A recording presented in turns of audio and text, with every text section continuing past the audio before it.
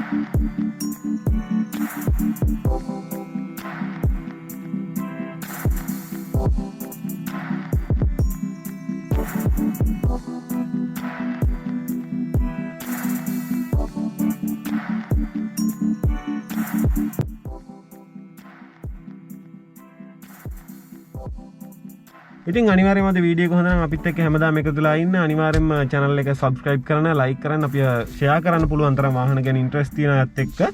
ඉතින් මේ වගේ drive feelings අරගෙන මම ඉස්සරහට තියෙන අලුත් POV drives අරගෙන අදට සමු ගන්න හැමෝම පරිස්සමෙන් ඉන්න. තෙරුවන් සරණයි. මම ද කාහබ් YouTube channel එකෙන් දෙව්මින චාමිකර.